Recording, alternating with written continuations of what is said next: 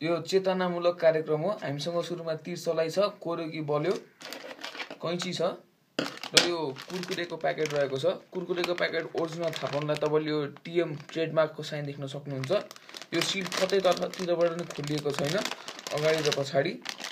र हामीले आज बजारमा हल्ला सुने अनुसार कुरकुरे चाहिँ तपाईँको सलाई जसरी नै बल्छ भन्ने कुरा थाहा पाएका छौँ, हल्ला सुनेका छौँ। तर हल्ला सत्य हो कि होइन थाहा पाउनलाई हामीले यो एक्सपेरिमेन्ट गर्न आँटेको। र हामीसँग यो दुईवटा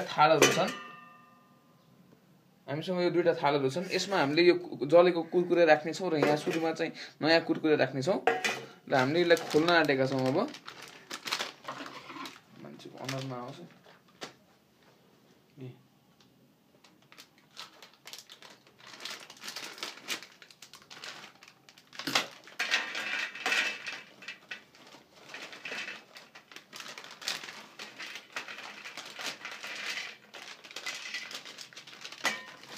अब हामी यो कुरकुरेलाई जलाउनेछौँ।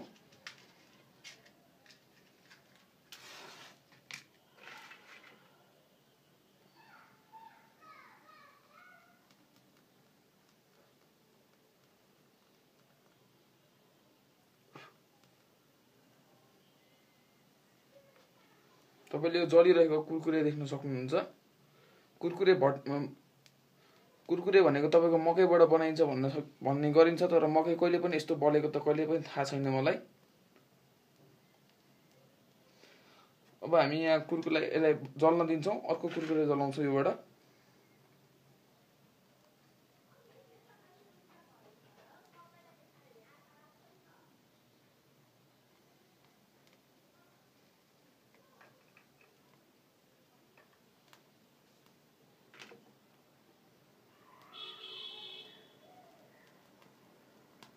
अब हेर्नुहोस्, हाम्रो नेपाली बजारमा निक्लिएको इन्डियन ब्रान्डको यो कुरकुरे कति धेरै बल्न सक्दो रहेछ तपाईँले थाहा पाउन सक्नुहुन्छ।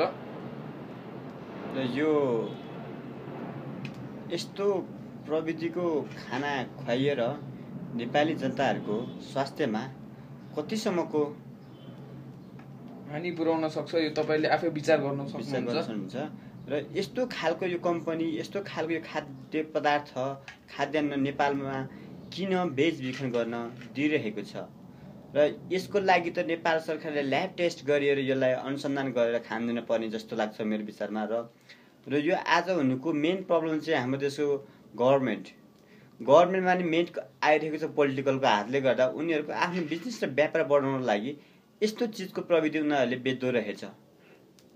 र तपाईँ नेपाली जनता भएको कारणले तपाईँले यसको महत्त्व आफै बुझ्नुहुन्छ भन्ने हामीलाई लागेको छ। र तपाईँको नानी बालबच्चाहरूलाई तपाईँले घरमा मकै भडमास खान दिनुहुन्न, खानुहुन्न, मेरो छोरीले चाहिँ कुरमुरे भन्नुहुन्छ।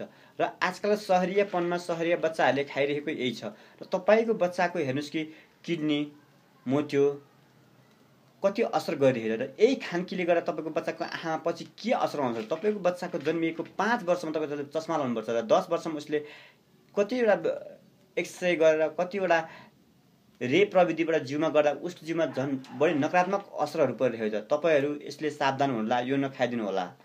र यो कुरा तपाईँलाई यदि मन परे लाइक गर्नुहोला र धेरै यस्तै एक्सपेरिमेन्ट हेर्नु छ भने सब्सक्राइब गरिदिनु होला। धन्यवाद।